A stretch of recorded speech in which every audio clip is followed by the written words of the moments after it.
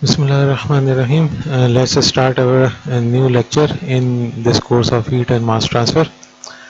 The new lecture is on mass transfer. In fact, so far we have been discussing heat transfer only, but for the very first time we are going to discuss the topic of mass transfer. In fact, mass transfer is analogous to heat transfer in many aspects, as is mentioned over here. Now, in heat transfer, the quantity that flows uh, is uh, is the heat, and that heat or energy that flows, in fact, flows due to the temperature difference. And since that energy which is flowing due to temperature difference is called heat, so that is why we have been using the terms heat and energy in place of each other. However, there is a difference between heat and energy, as we have discussed in the very initial lectures of heat transfer. So in heat transfer, the quantity that flows is heat, and that heat flows due to the temperature difference. And we have seen in the chapter of thermal networks that that there is a resistance offered by the medium to the heat flow. Now, when we come to mass transfer, so in mass transfer, it refers to the, as you can see over here, it refers to the movement of a chemical species from one region to another region. Just like heat flows from one point to another point, this chemical species also moves from one point to another point, or from one region to another region. Over there, in the case of heat transfer, the driving force is the temperature difference between 2 points. Whereas in case of mass transfer, the driving force is the concentration gradient. Over there in heat transfer, we have got the temperature gradient, and the heat flows in the direction of decreasing temperature or decreasing temperature gradient. Similarly, or analogously, the quantity which flows over here in mass transfer is a chemical species which moves from a region of higher concentration, not higher temperature but higher concentration, towards a region of lower concentration, lower concentration. And this process is in fact called a diffusion process. So in diffusion, the species or the molecules or the atoms move from one place to another due to the difference in the concentration from one region to the other. Let's take an example over here. We have got this beaker or a glass in which we have got water, and if we put some salt, so it will get settled down. Now if we stir it with a spoon, what will happen is that the salt which settles down in the bed will start getting dissolved in the water. So initially it would look like this, and if the diffusion process takes place, then it would look like this. So what is happening over here is that over there in the bed at the bottom, the concentration of salt is higher.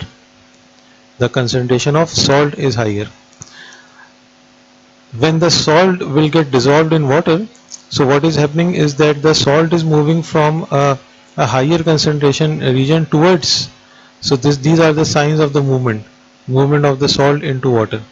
So the salt particles are moving from a higher concentration region, which is there at the bottom of this glass or beaker, towards lower concentration region of salt, which is water. So this process is in fact mass transfer. And in this diffusion process, this is called the diffusion, means molecules are going from one point to the other, so they are getting diffused in another medium. So in this process, mass transfer process or the diffusion process, the flow rate, which is being denoted by Q dot, is directly proportional to the normal area, and it is directly proportional to the concentration gradient. So this expression or this relationship or this inequality is almost the same as or similar to the expression that we had in the case of heat transfer, where the heat transfer rate of heat flow was directly proportional to the area normal to the direction of heat flow and temperature gradient. So instead of temperature gradient, we have got this concentration gradient. And then we have, if we remove this proportional sign, inequality sign, and replace it with an equality sign, so this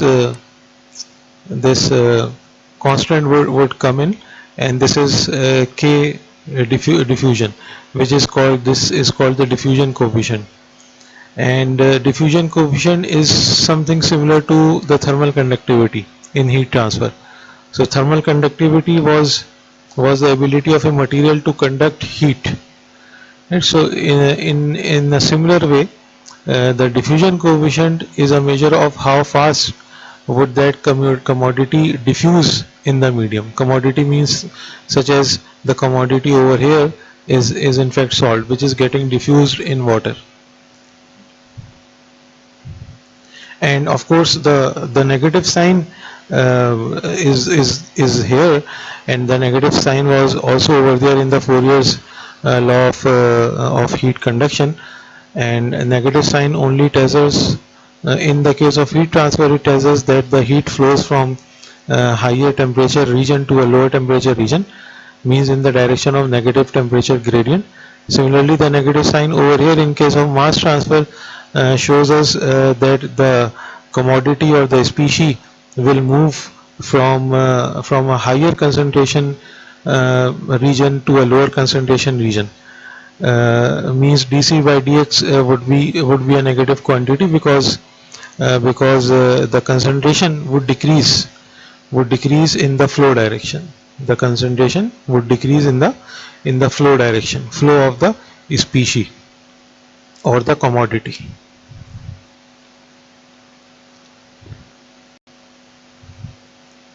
Now let's take a look at the diffusion process that we were discussing on the previous slide over here.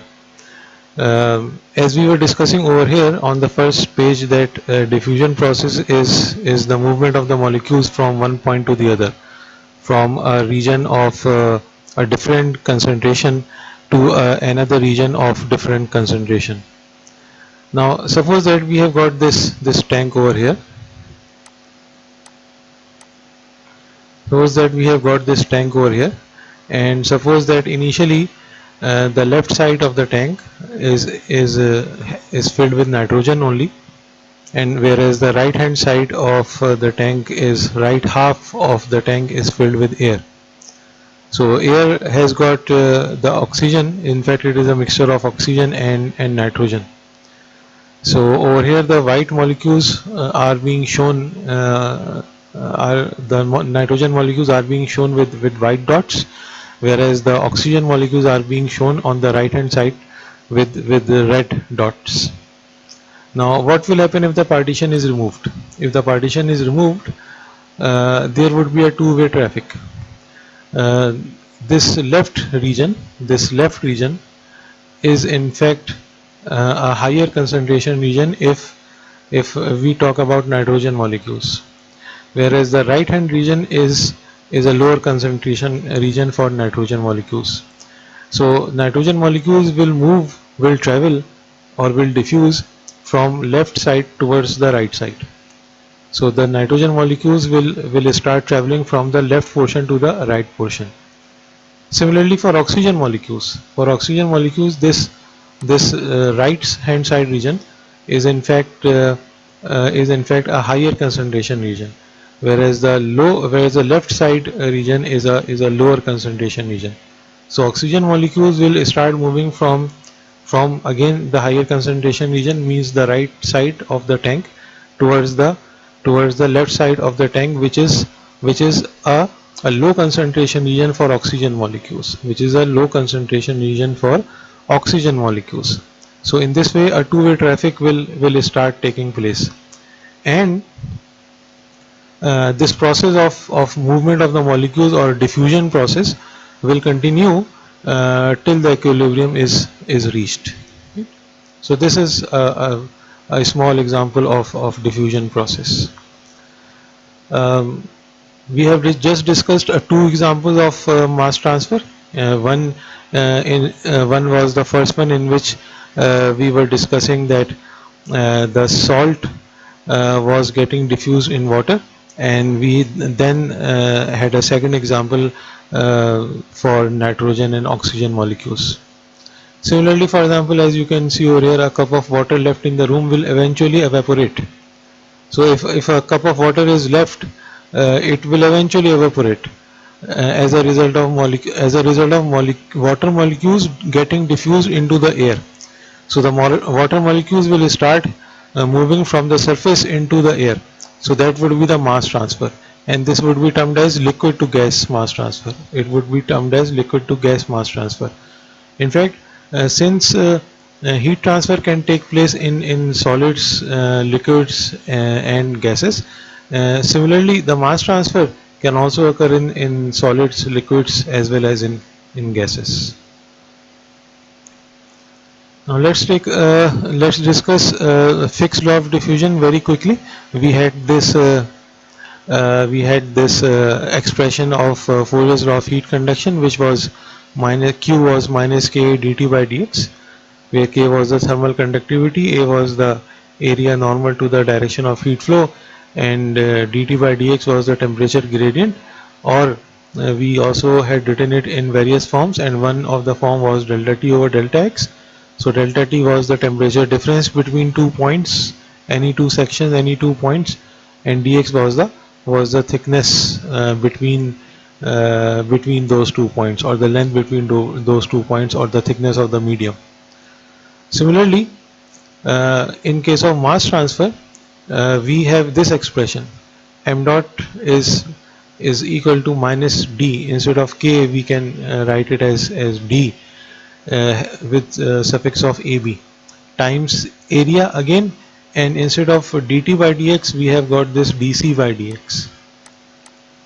Instead of dt by dx, we have got this dc by dx, where dt by dx was the temperature gradient, whereas dc by dx is the concentration gradient, and again A is the area. Now over here, d is the diffusion coefficient. D is the diffusion coefficient from A into B. Different materials or different species would have different diffusion in different environments. So therefore, when we say DAB, so that would be the diffusion coefficient of A into B. Kindly note that this area, this A is not this A. This A is a species. It is for example salt or any other thing such as nitrogen or oxygen or any other sort of species. Whereas this A represents area.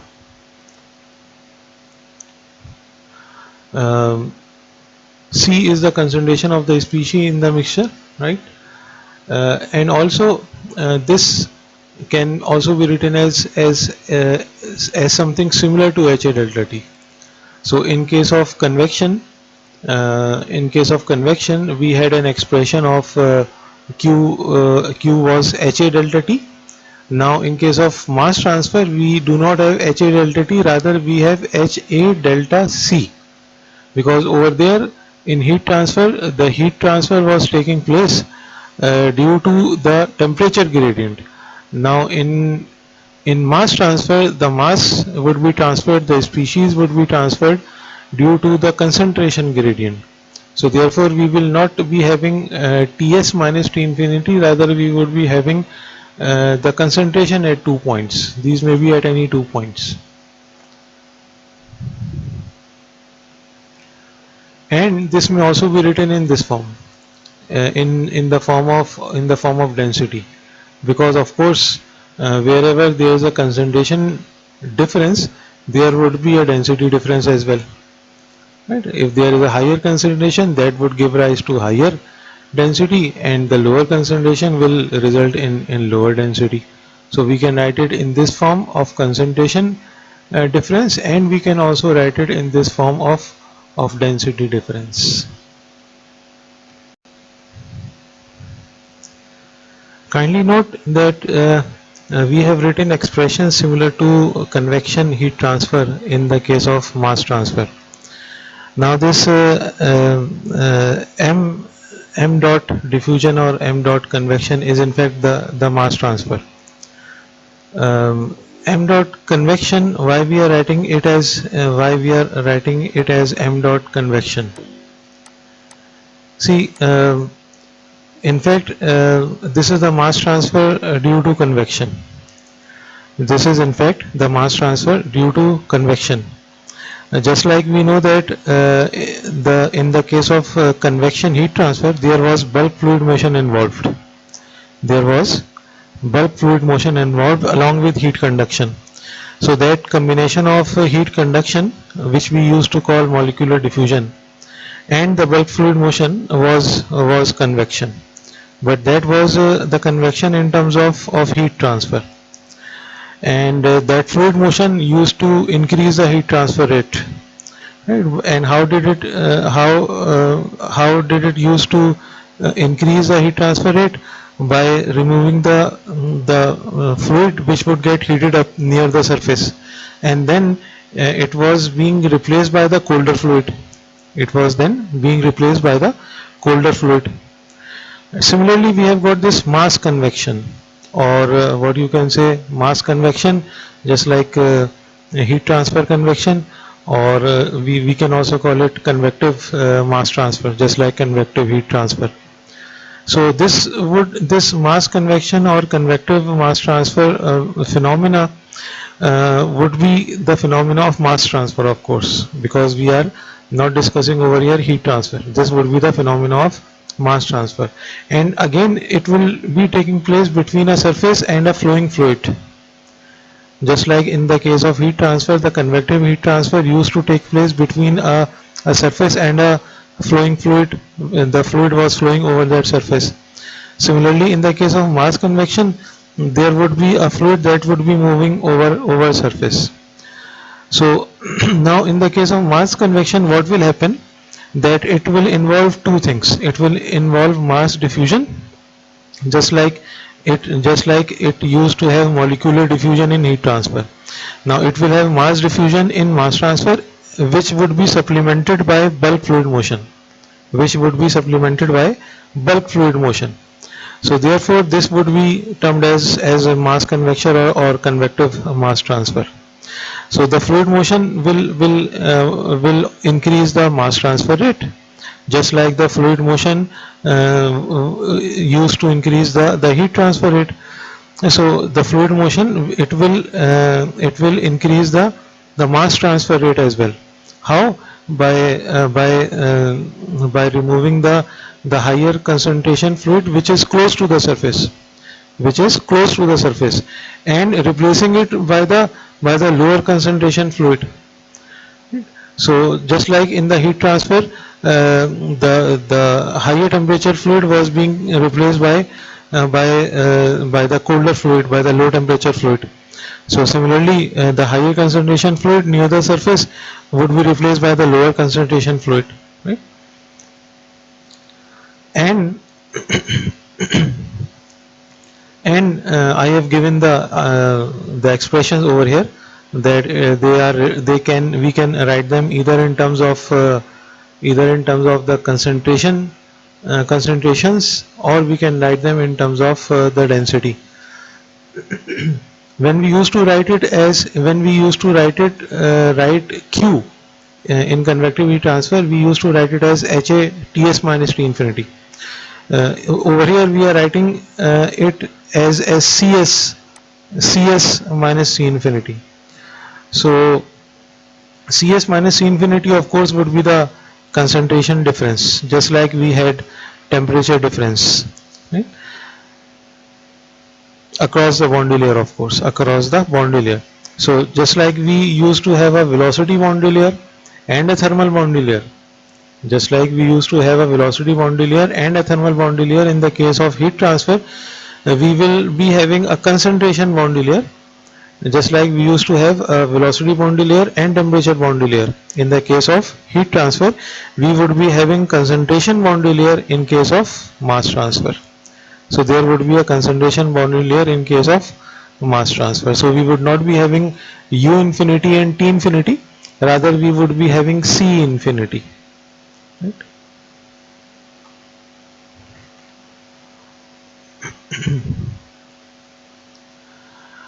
So this is what I have just explained on the previous page, on the previous slide, about the mass convection.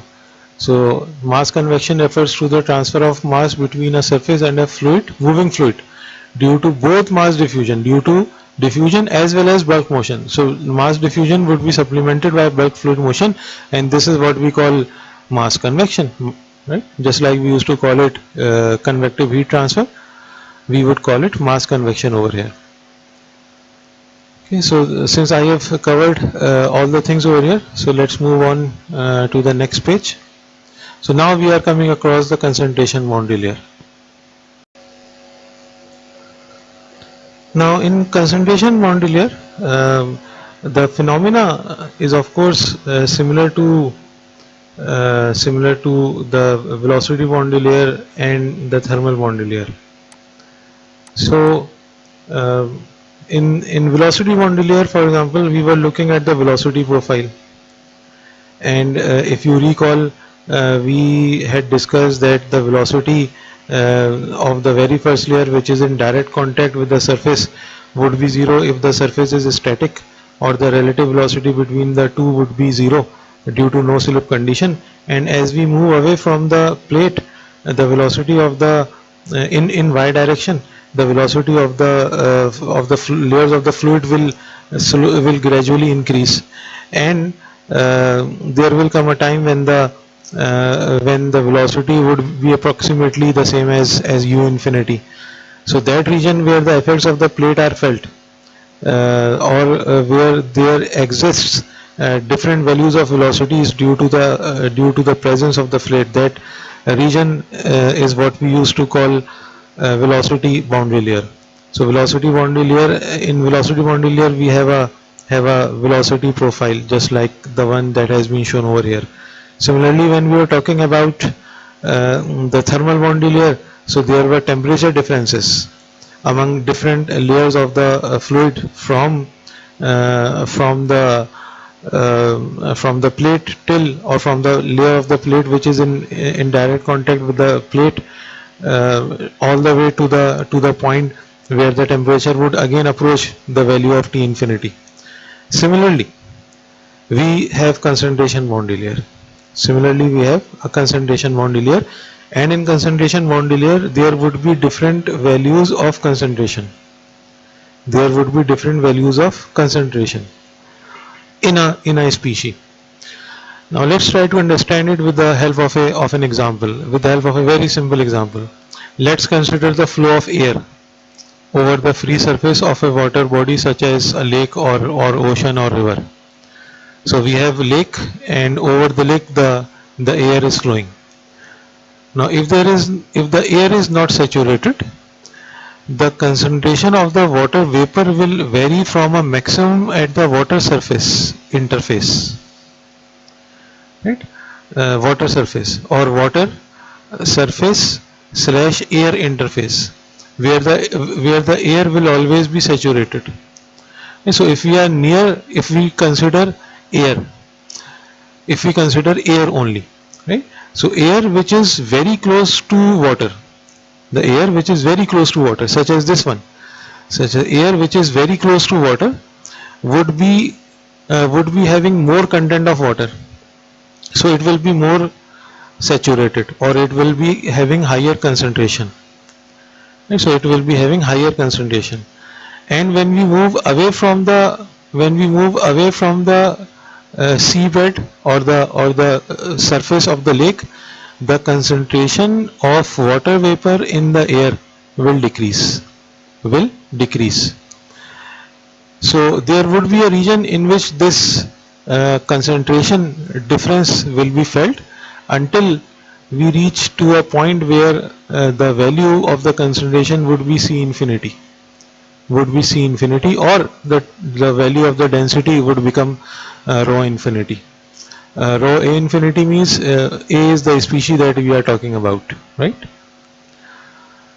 So if the air is not saturated, the concentration of the water vapor will vary from a maximum at the water surface.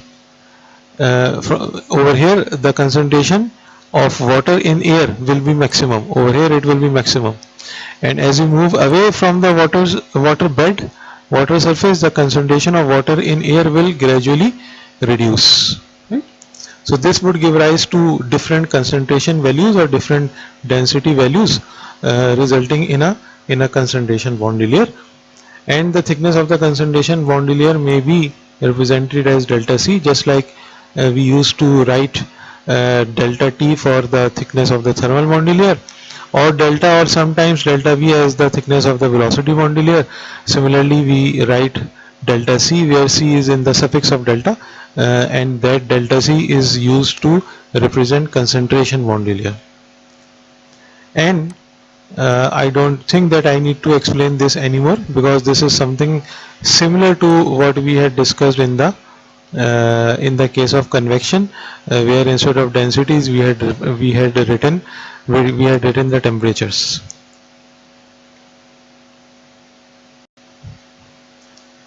So you can see over here that this rho A will change from the value of rho AS to a value of rho A infinity. And when we move away from this surface, so this value of rho A will approach rho A infinity,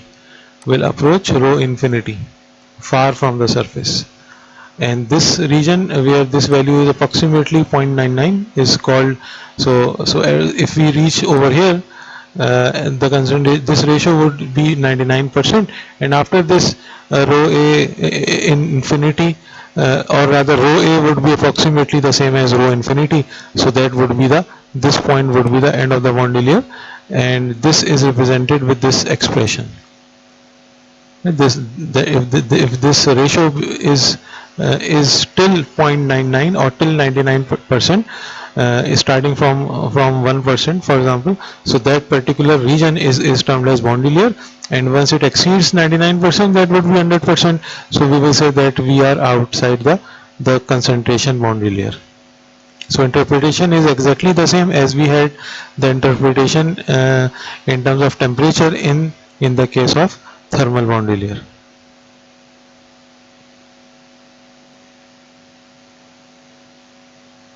Now, in internal flow, means if the flow is taking place internally and not externally.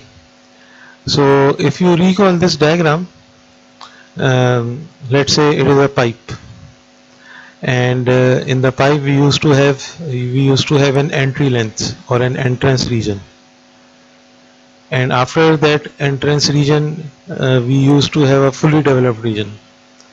This is the topic, these are the topics that we had discussed while we were discussing internal flow in chapter number 8 of our book.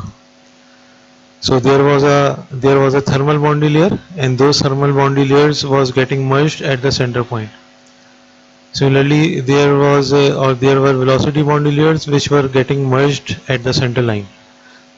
And after they used to merge at the center line, or for that period where they were being merged, we used to call it entry length region or entrance region.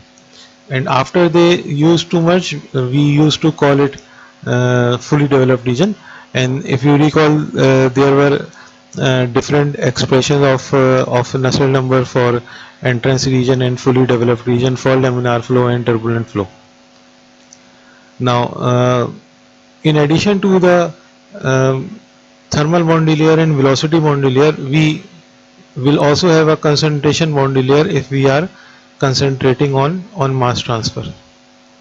If we are concentrating on mass transfer as well, along with thermal and velocity boundary layers. So the concentration boundary layer would also continue to develop in the flow direction until its thickness reaches the tube center, until its thickness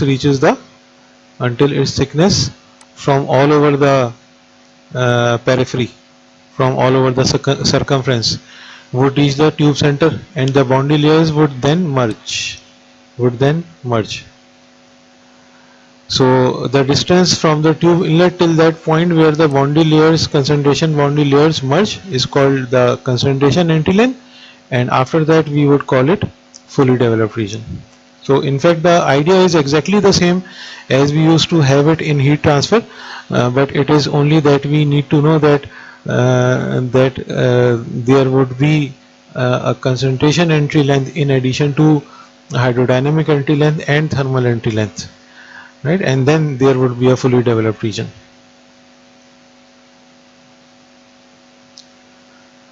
Now this is the set of this is the set of the expressions in which we will discuss various numbers, various dimensionless numbers, and they will be discussed based upon heat transfer and mass transfer analogies. So what we would be doing over here is that we would be discussing, or we would be rather starting with dimensionless numbers that we had discussed in heat transfer, and then we would be developing or discussing a corresponding dimensionless number in mass transfer. So that is why we call it heat transfer and mass transfer analogy. For example, the Prandtl number is the dimensionless number that we came across or we discussed in heat transfer. Now in mass transfer, the corresponding dimensionless number is Schmidt number, right? So Nusselt number and Sherwood number, and then Stanton number and mass transfer is Stanton number. So we would be discussing, we would be starting with various dimensionless numbers that we have already discussed in heat transfer, and then we would be discussing the corresponding dimensionless number in mass transfer. So let's start with the first one. The first dimensionless number that we are going to discuss is the Prandtl number.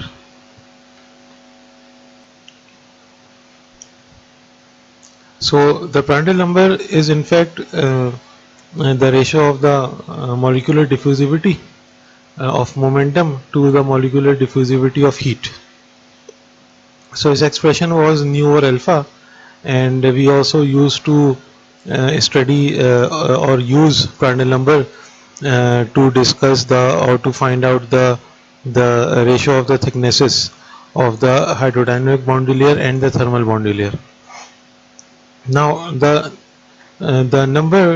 dimensionless number corresponding to Prandtl number in mass transfer is the Schmidt number. Is the Schmidt number, and Schmidt number is the ratio of the momentum diffusivity to mass diffusivity. So it is similar to Prandtl number. See, what do we have in the numerator of Prandtl number? We have the momentum diffusivity. So again we have the momentum diffusivity in the numerator. And what do we have in the denominator of Prandtl number? We have the molecular diffusivity of heat. So now since we are not discussing heat transfer, so since we are discussing mass transfer, so that is why we have written mass diffusivity in the denominator. So instead of nu over alpha, it would be nu over d, where d would be the measure of the diffusivity.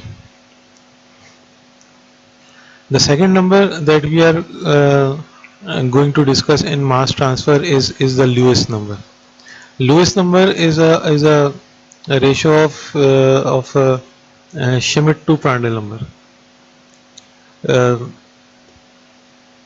So if we divide Schmidt number by Prandtl number, what will happen? See, we will have momentum diffusivity over mass diffusivity divided by momentum diffusivity over heat diffusivity.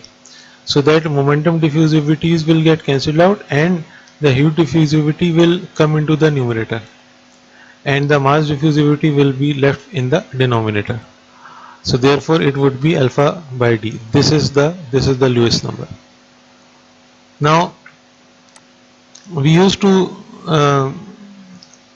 have seen this expression in the case of heat transfer, where I was just explaining that Prandtl number was also being used to to determine the relative thicknesses between the hydrodynamic boundary layer and thermal boundary layer.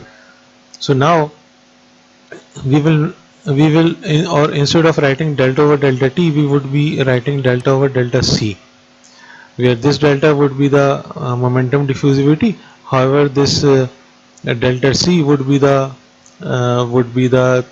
thickness of the concentration boundary layer. So that would not be Prandtl number to the power n, rather it would be Schmidt number to the power n, because the number corresponding to Prandtl number in heat transfer is Schmidt number in mass transfer. And this ratio can also be written in this form of delta T over delta C, where delta T is the thickness of the thermal boundary layer and delta C is the thickness of the concentration boundary layer. If we are writing it in that form, then it would be Lewis number to the power n, right, from here.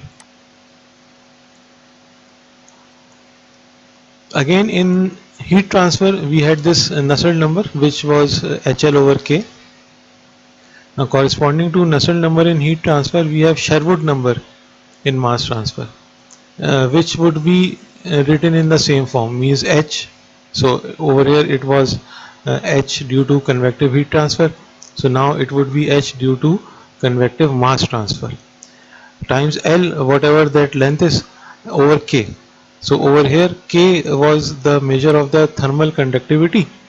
So since we are talking about mass diffusion, so we would be writing the diffusion coefficient in the denominator, means D.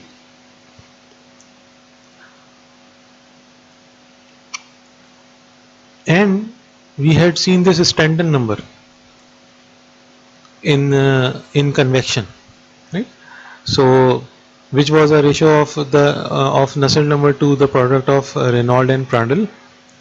So in mass transfer we call or we have rather a mass transfer Stanton number. Now instead of Nusselt number we will write the corresponding dimensionless number, which is the Sherwood number. So the Sherwood number will be replaced by this Nusselt number in the numerator, and Reynolds number of course will remain Reynolds number, and Prandtl number will be replaced by this Schmidt number, because Schmidt number is the dimensionless number corresponding to Prandtl number in heat transfer. So in mass transfer we have got the Schmidt number. So this Reynolds or this Prandtl will be replaced by this Prandtl number will be replaced by this Schmidt number. So if we work the things out, we will get H over V.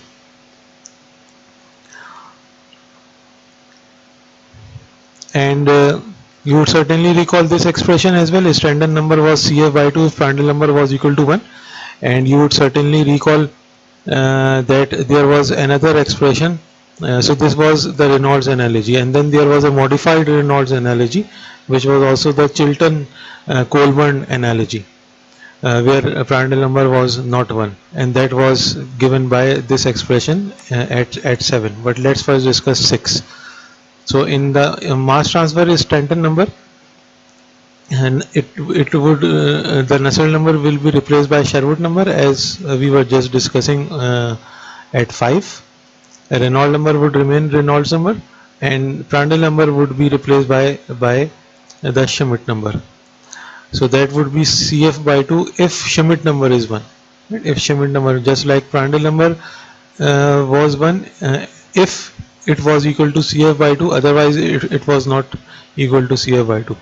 Similarly, if Schmidt number becomes 1, then this Stanton number in mass transfer would become equal to CF by 2. And the last one would be was a measure of Chilton-Colburn or modified Reynolds analogy.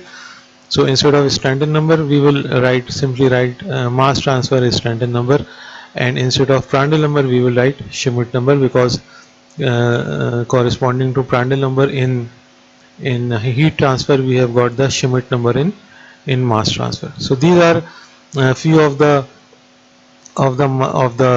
dimensionless numbers in mass transfer that we need to keep track of.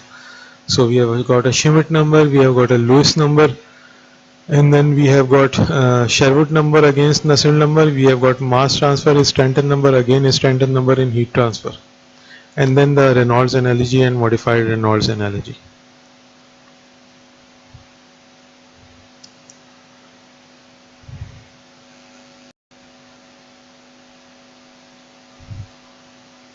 Over here you can see that there are two columns.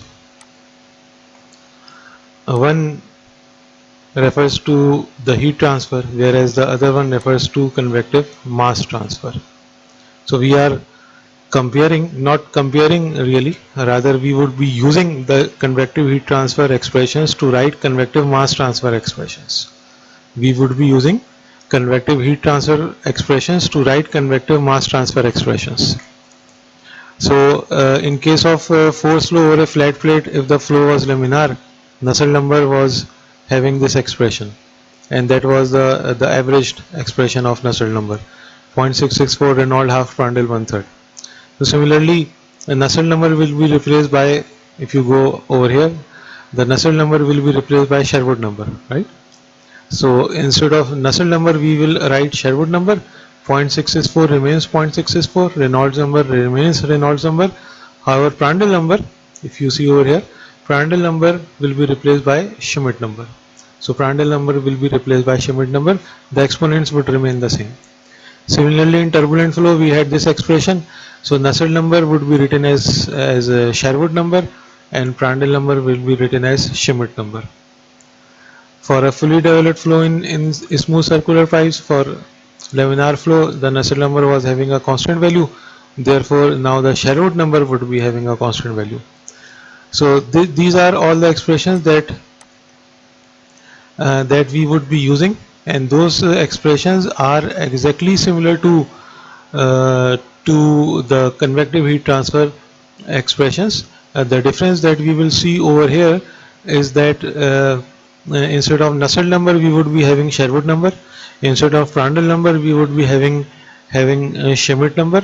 And if somewhere let's say we come across a Stanton number, of course, although we would not come across it, so we would be writing the mass transfer Stanton number. Right? So all the other things would remain the same. The exponents and the coefficients would remain the same. So we would be using this set of expressions in mass transfer, and they have been written based upon the analogy with convective heat transfer.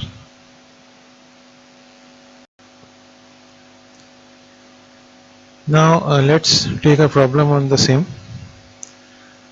The problem says ask us to estimate the evaporation rate of the water. So we have to find out the rate of evaporation of the water, means we need to find out a mass flow rate of the evaporation which is being evaporated from a lake which is roughly of this size, 500 meters by 500 meters. So that would be the area. The wind velocity is 5 meters per second. So the wind is blowing over the surface of the lake with a nominal velocity of 5 meters per second. So that would be U infinity.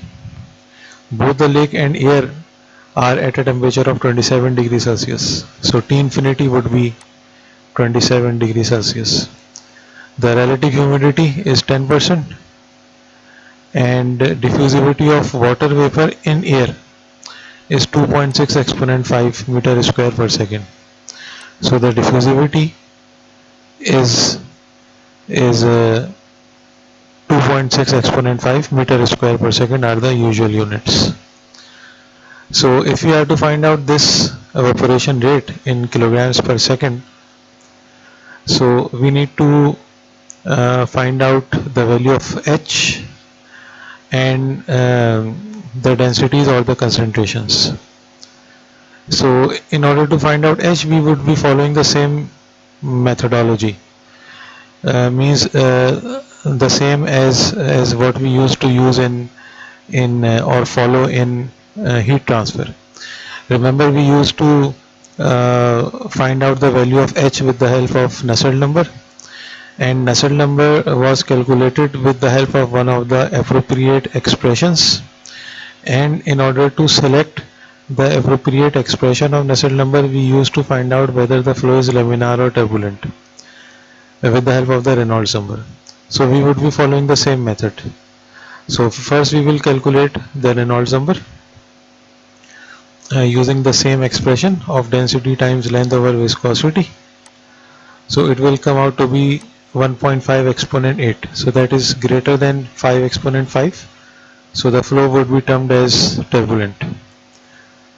Now we will select an expression of the appropriate expression. So the appropriate expression for this case was this one, where for turbulent flow Nusselt number was 0.037 Reynolds to the power 4 by 5 or 0.8 Prandtl raised to the power 1 by 3. So we would be writing this expression. That Nusselt number is 0.037, Reynolds number raised to the power 4 by 5 or 0.8 times Prandtl number raised to the power 1 by 3. But now this expression needs to be converted into mass transfer. So therefore Nusselt number will be replaced by Sherwood number and Prandtl number will be replaced by Schmidt number. And this is the same expression that you can see over here. That Schmidt number is 0.037, Reynolds to the power 4 by 5, Schmidt to the power 1 by 3. Now we need to calculate the Schmidt number, right, or the Prandtl number or the Schmidt number using this expression of nu over the diffusion coefficient. And this is what we had seen over here, that Schmidt number was momentum diffusivity over mass diffusivity coefficient, nu over d. So nu would be calculated from the would be seen from the table, right, and d is given to us as 2.6 exponent minus 5. So we will get Schmidt number as 0.611. We will get it as 0.611. So now we will put this value of Schmidt number in this expression of Sherwood number to find out Nusselt number or Sherwood number rather. So we will get Sherwood number as 1.1 exponent 5, 1.1 exponent 5. So this is analogous to Nusselt number, right? So we will then equate to HL over K, or rather HL over D, because here it is not heat transfer, so it is not thermal conductivity, rather it is mass transfer, so we would be having diffusion coefficient. So H would then be calculated as 5.8 exponent minus 3. So this would be the value of the coefficient in case of mass transfer. So out of these two things, means H and density, we have calculated the coefficient. Now the last job is to find out the concentrations or the densities. Now concentration or the densities would be found out by multiplying this concentration. Density would be found out by multiplying this concentration with the molar mass. Right, over here you can see that it is that concentration would be found out by taking the product of the concentration and the molar mass. Concentration would be in kilomoles per cubic meter and molar mass is in grams per mole or kilograms per kilomole. Now this concentration would be found out using this expression. This concentration would be found out using this expression of P over R universal times T. And how did we get this expression? You would recall the very basic expression of P is equal to rho RT, right? P is equal to rho RT. Now in place of R we can then write RU over molar mass, In place of the gas constant R, we can write the universal constant over the molar mass, and then rho over molar mass would be written as C, uh, and therefore C, it would be C times Ru times T, right? And and on the left hand side we would be having pressure. So therefore we will get C as P over Ru times T.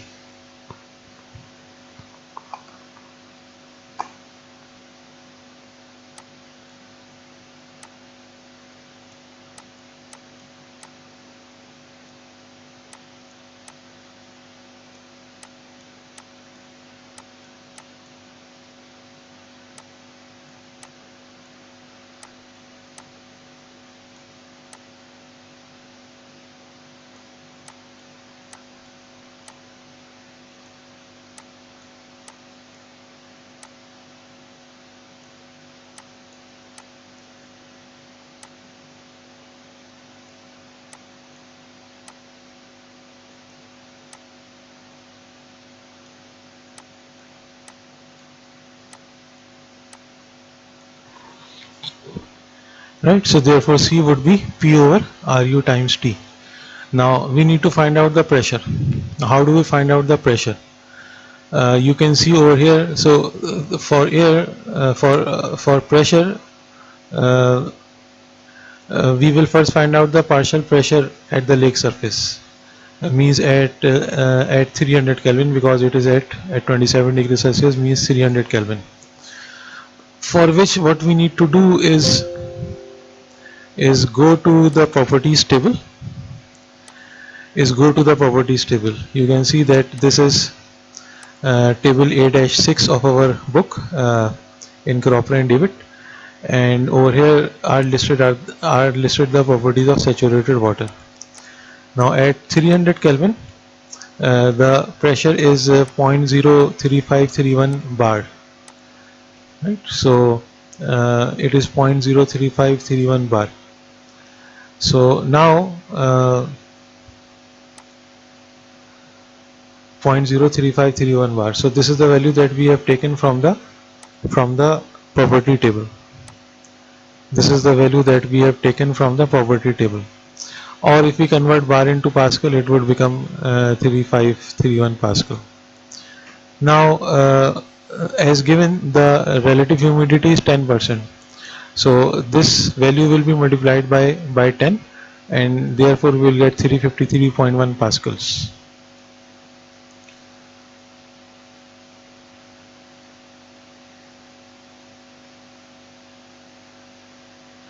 Of course, you would remember the relation between bar and Pascal. One bar is 10 to the power 5 Pascal. So if we multiply this value 0.03531 by 10 to the power 5, so we will get 3531, and the value would then be in pascals.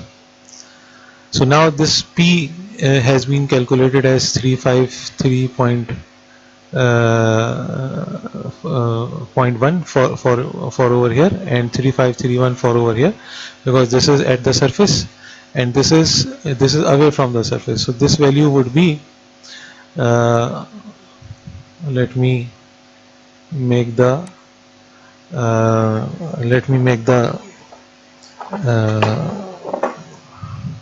arrows clearly made. So over here, if we divide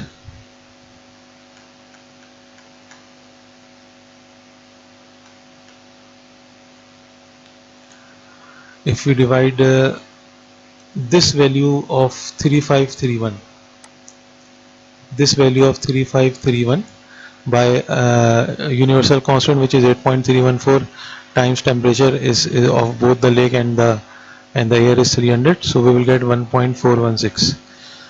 This is at the concentration at the surface, right? So at the surface it would be water, so therefore saturated with water, so therefore we will put this pressure. But when we are away from the surface of the lake, means we are talking about C infinity, It means we are away from the lake. So then the partial pressure would be 10% of that. So therefore this value of 353.1 will be put over here. So partial pressures would be found for two cases, or for two parameters, you can say, for two medium. So it would be 3531 for near the surface, and it would, when we are away from the surface, it would be 10% of relative humidity. So therefore it would be 353.1. So we get 1.4 exponent minus 3 and 0.14 exponent minus 3. If we then multiplied it with these values with the molar masses, so we'll get 0.025 and 0.0025, and the units of density would be the usual units of mass per unit volume, means kilograms per cubic meter. So if we put those values of densities in here, we will get 33.789, approximately 34 kilograms per second. So this is how we would be solving it, and you would have seen that apart from this change where we have written concentration difference or the density difference in instead of temperature difference, the rest of the methodology is exactly the same. We started with calculating the Reynolds number, so that we could determine the type of the flow, whether it is laminar or turbulent, with the help of which we selected an appropriate expression of Nusselt number, or rather Sherwood number, with the help of which we calculated H, and then we solved the problem in this manner.